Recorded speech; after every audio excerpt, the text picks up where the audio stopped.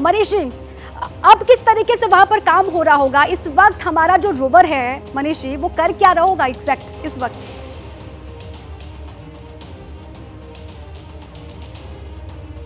देखिए, जो अपना रोवर है उसके ऊपर 2 कैमरास लगे हुए हैं और वो जो कैमरास हैं वो उस कैमरास की मदद से, वो 3D विजन कैमरास हैं जो कि जो लूनर टेरेन है, जो चांद की धरती है, उसकी इमेज हमें भेजेंगे। अब रोवर जो है वो जो कुछ भी देखेगा वो सारी चीजें वो लैंडर से कम्युनिकेट करेगा और लैंडर उन सारी इंफॉर्मेशन को धरती पे भेजेगा।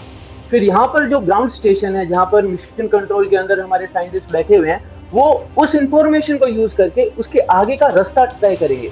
देखिए, रोवर जो है वो बहुत ज्यादा तेज मूव नहीं करने वाला, वो 1 सेंटीमीटर पर सेकंड की स्पीड से चांद की धरती पे चलेगा, चांद की सतह पे चलेगा।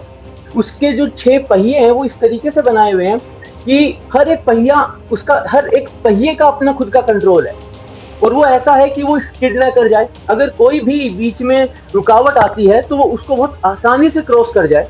तो ये कुछ छोटी चीजें ध्यान रखी गई है। उसके ऊपर 2 पेलोड भी हैं जो वहां पर जो चांद की मिट्टी है, चांद की धरती है, उसके ऊपर अपना जो इन सीटू एक्सपेरिमेंट कहते हैं, इन सीटू मतलब रियल टाइम सैंपल को वहीं से लिया, उसी सैंपल के ऊपर एक्सपेरिमेंट करा जाएगा।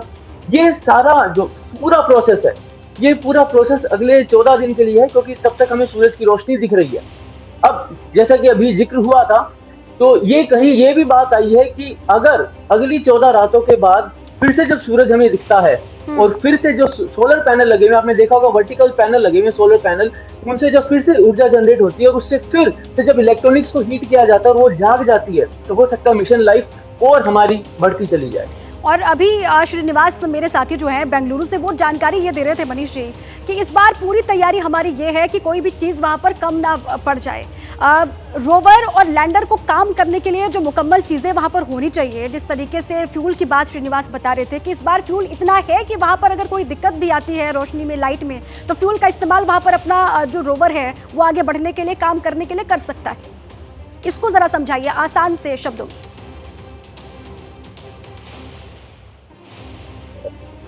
देखिए, जो अपना रोवर है और लैंडर है, अब क्योंकि वो सतह पर उतर चुके हैं, तो अब वो कंप्लीटली सूरज की रोशनी पे डिपेंड करता है। उनका पूरा का पूरा काम सिर्फ और सिर्फ सूरज की रोशनी पे डिपेंड करता है। जो सोलर पैनल है उनकी जब सूरज की रोशनी गिरेगी, आपने देखा होगा वर्टिकल पोजीशन में सोलर पैनल्स लगे हुए हैं, क्योंकि हम जहां पर उतरे हैं, चांद के जो हम सदर्न पोलर रीजन में उतरे हैं, वहां पर सूरज ऊपर से नहीं निकलता है, बाजू से निकलता है। तो सिर्फ ये हमारे सोलर पैनल और सूरज जब बाजू से निकलेगा तो उन सूरज की रोशनी से जो बिजली बनेगी वही हमारा मेन सोर्स है। उसी के थ्रू हमारी टेलीमेट्री, टेली कमांड, कम्युनिकेशन, जो भी हम एक्सपेरिमेंट्स करने वाले हैं, सब कुछ हम उससे करने वाले हैं, क्योंकि अब हम उतर चुके हैं।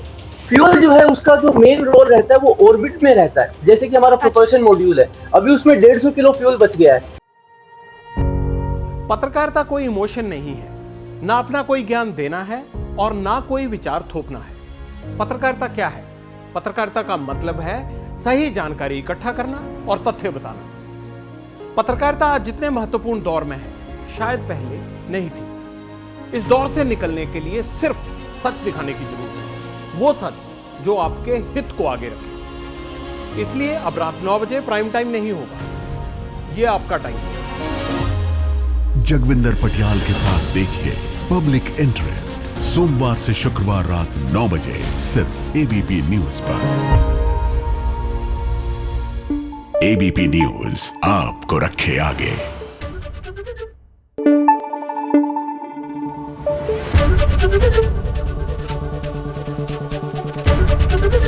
एबीपी न्यूज आपको रखे आगे।